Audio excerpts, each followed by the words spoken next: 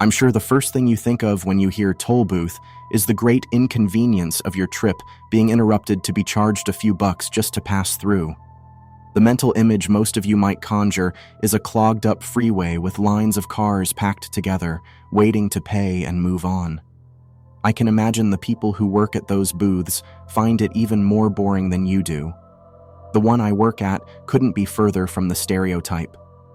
The toll booth I operate is situated on a small country road that curves a few times along its path through the woods surrounding it, far away from any bustling highway. The booth itself is more like a little wooden shack with chipped paint and an old sign that reads 25 cents, an amount I don't believe has changed since sometime in the 50s. I guess that's when they decided to stop pretending it was a normal toll booth. Its only accessory is the barrier arm I can flip up or down.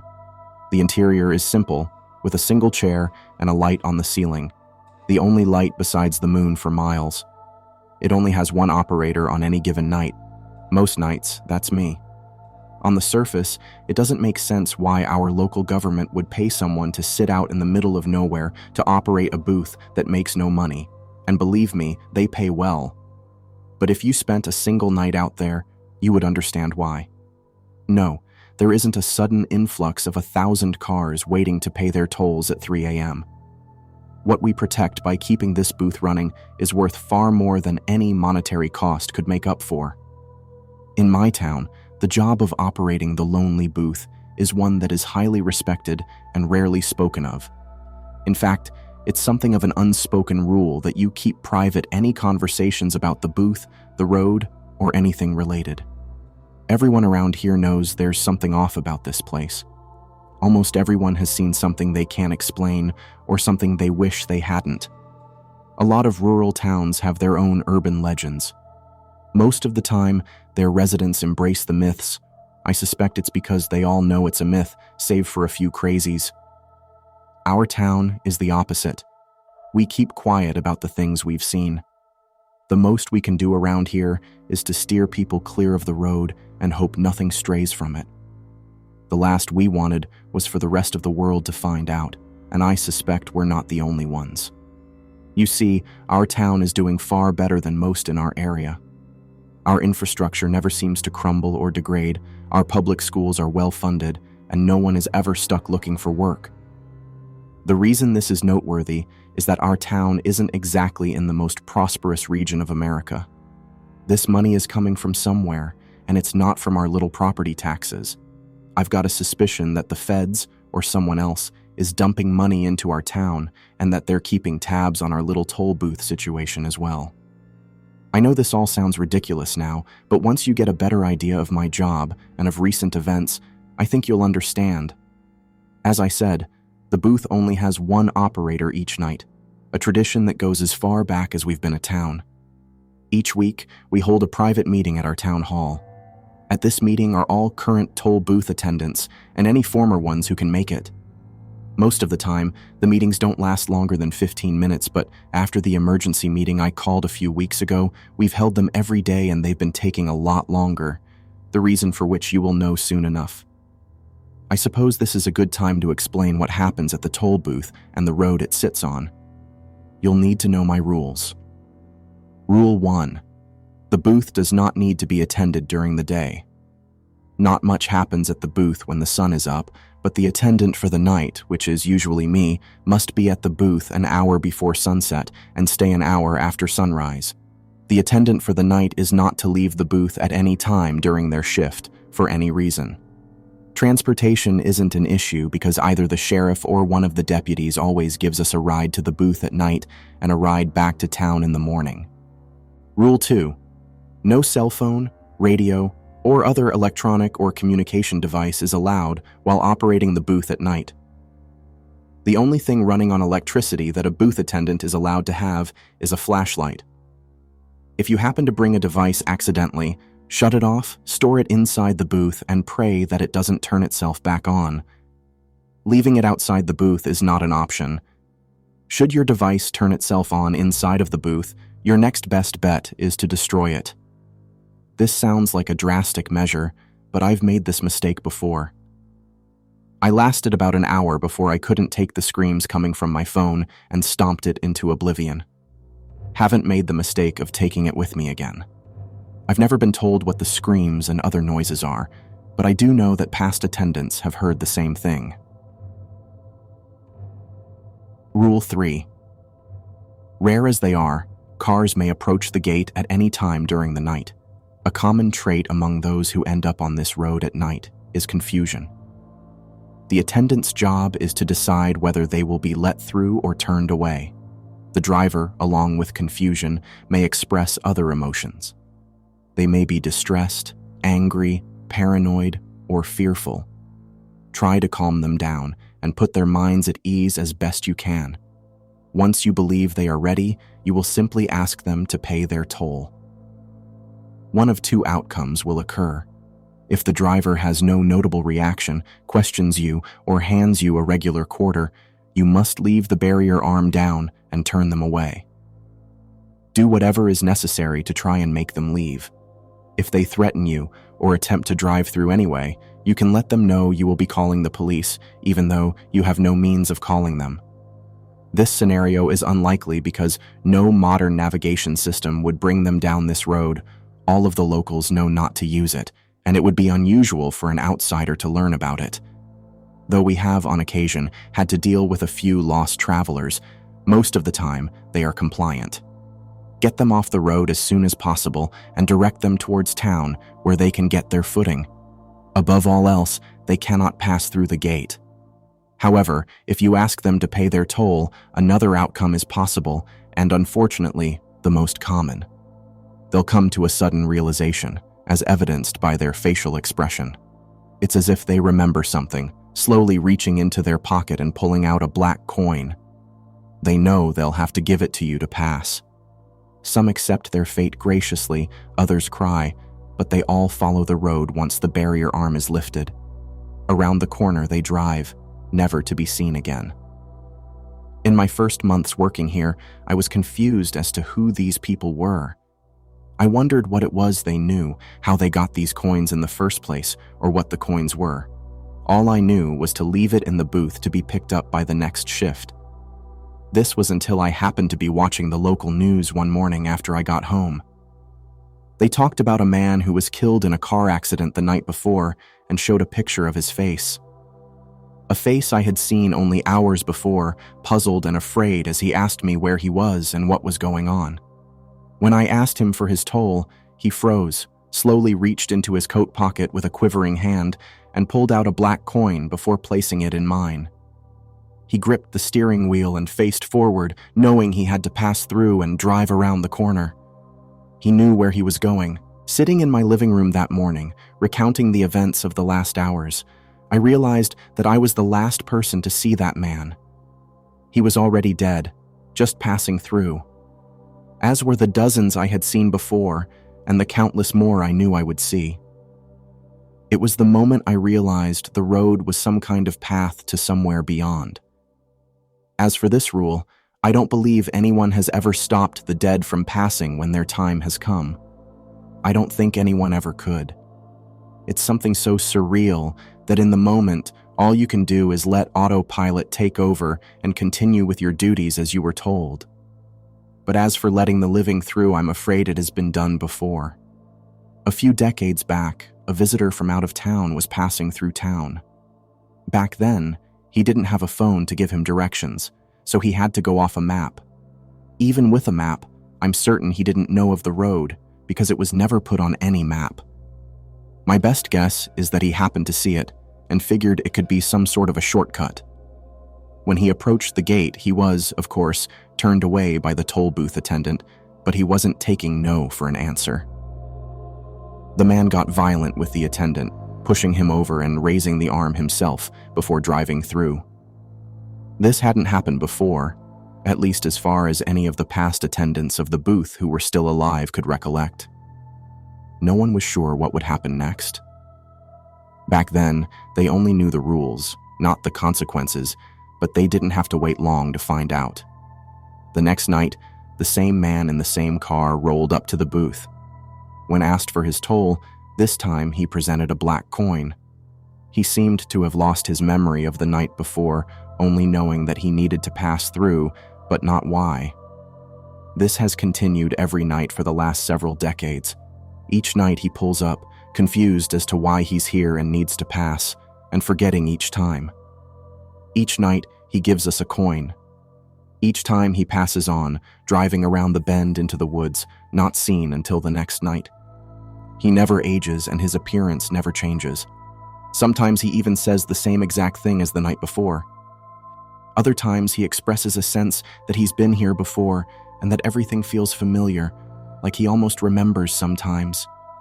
His fate is one I wouldn't wish upon my worst enemies. Dead, but not being allowed to move on and never remembering why you're there, living the same moment night after night until who knows when.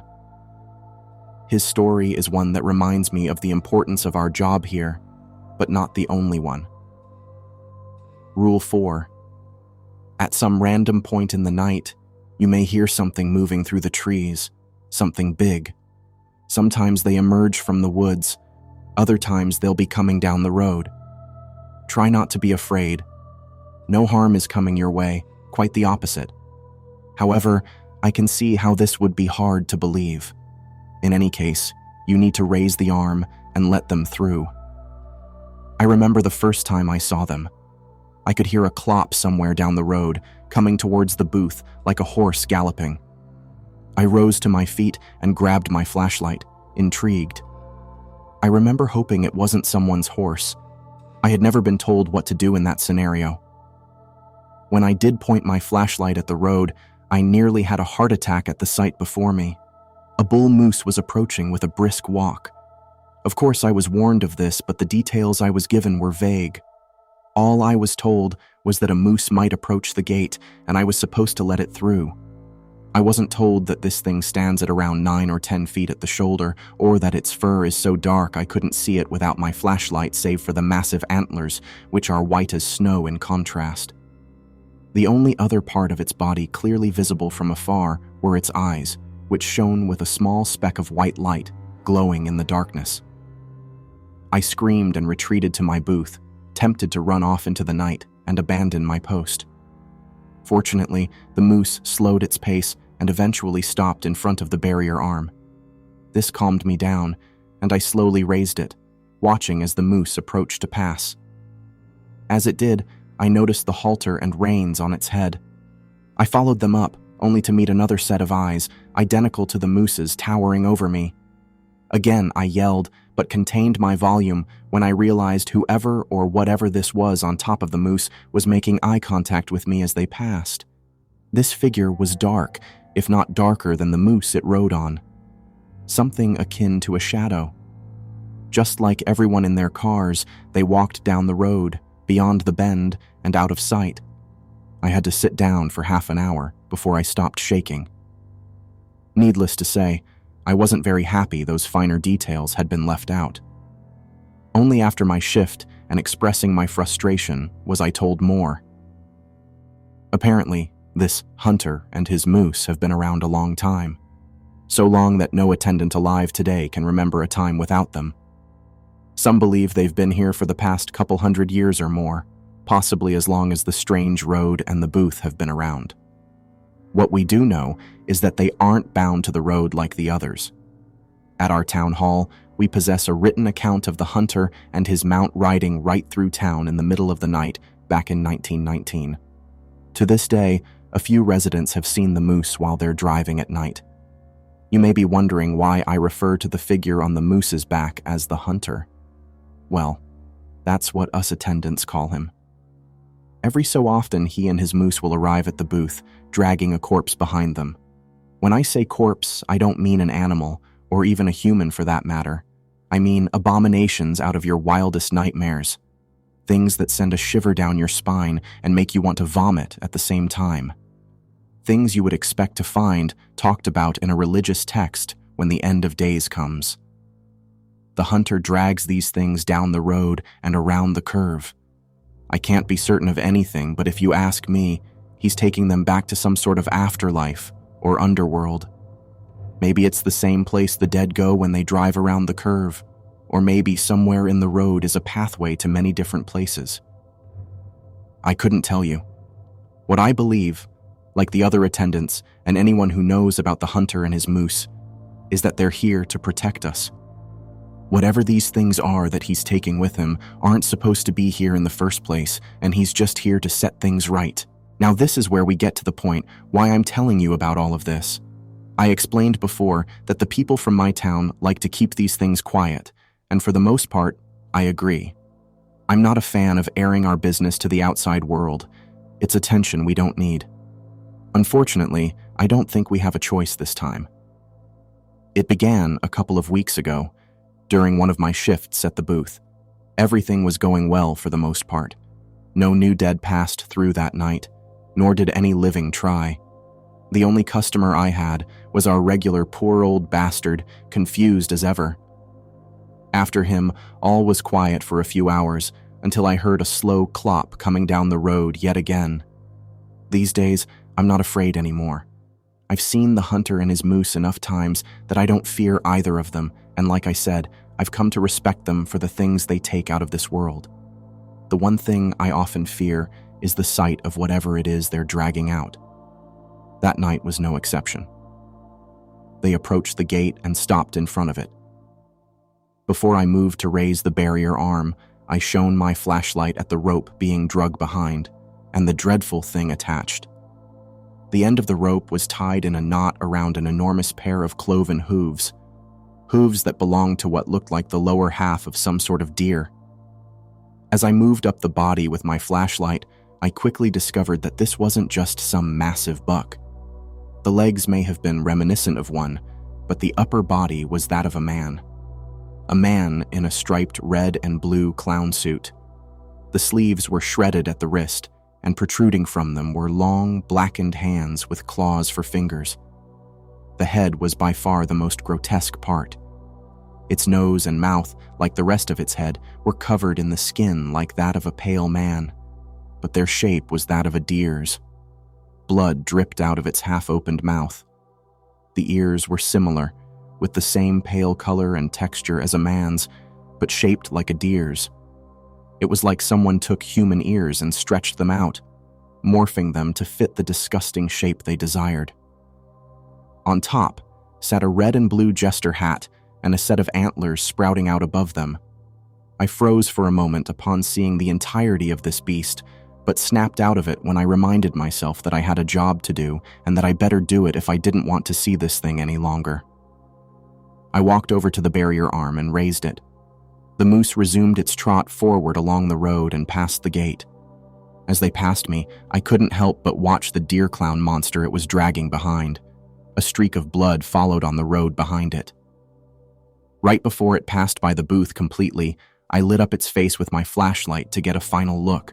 Its eyelids shot open, revealing the black and brown eyes underneath. Then it opened its mouth and let out a loud, pain-filled bleat before it leaned down and clawed at the knot holding its hooves. In only a few seconds, the ropes were cut and the beast attempted to stand. It didn't get far in its initial attempt, however, because the bull moose in front of it struck its head with a powerful kick. Another splash of blood came from the clown's mouth, along with one of its teeth as it fell back to the ground, seemingly knocked out for a moment. While it recovered, the hunter turned his moose around to face it head-on. I ran from the booth and hid behind a tree to the side of the road, but kept an eye on the fight. Air shot from the moose's nostrils as it began to grunt. His grunts were louder and deeper than the bleats of the deer clown. I could feel my chest vibrate with each powerful grunt. The clown finally stood and stared back at the hunter and moose, letting a few more bleats out as if to challenge them. At its standing height, this thing was taller than the moose, though it was obvious the moose was much larger and heavier overall. The moose lowered its head and charged. Before it connected, the clown thing attempted to claw at the hunter on its back, but failed.